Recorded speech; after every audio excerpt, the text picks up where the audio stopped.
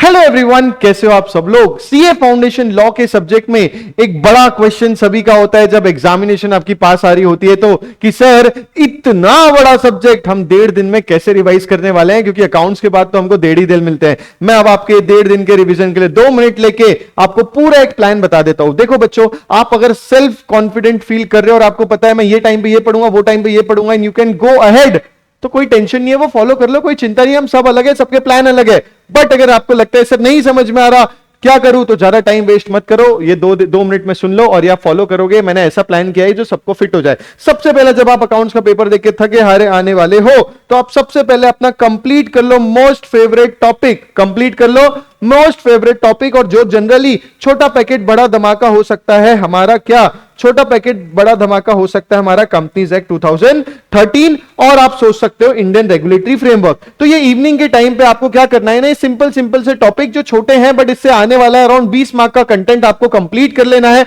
Accounts paper की evening में। आप आराम से कॉन्फिडेंटली सोओगे बिकॉज ये टॉपिक बहुत आसान है, अच्छे हैं और प्यारे से, और मार्क्स भी आपको लाके देने वाले हैं। अगले दिन सुबह उठना है और बिग बी, अपना बिग डैडी कॉन्ट्रैक्ट एक्ट 1872 को उठा लेना है। कॉन्ट्रैक्ट एक्ट 1872 को उठाने के बाद आप देखोगे कि जब 30 मार्क्स का कंटेंट आपका दोपहर को 1-2 बजे तक हो जाना चाहिए, और फिर लंच ब्रेक करके आप अपने आफ्टरनून टारगेट कर लो, क्या सोगा से होगा, सोगा से होगा आपका पेपर फाउंडेशन लॉ आसान, क्योंकि सोगा पार्टनरशिप एंड एलएलपी, जिसमें से सोगा सबसे अच्छा स्कोरिंग मुझे लगता है, और पार्टनरशिप एंड एलएलपी तो वैसे भी रिलेटेड प्रोविजन वाले 2 लॉ है। तो आप सोगा पार्टनरशिप एंड एलएलपी शाम को 7 बजे करके रख लो। 7 बजे के बाद वापस एक ब्रेक ले सकते हो डिनर विनर करके।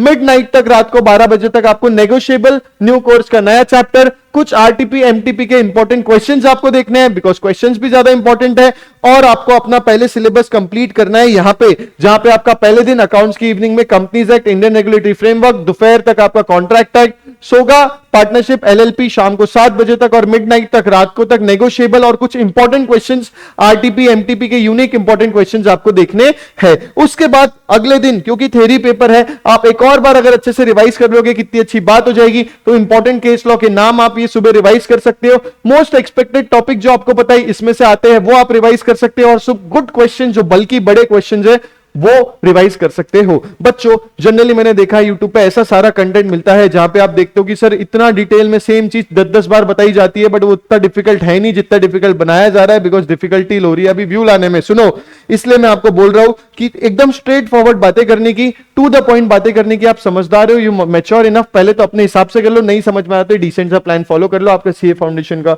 लॉ का पेपर 1.5 दिन में बहुत अच्छे से प्रिपेयर हो जाएगा। So guys all the best, और जल्दी से मुझे सीए बन के मिलो। Take care, see you soon.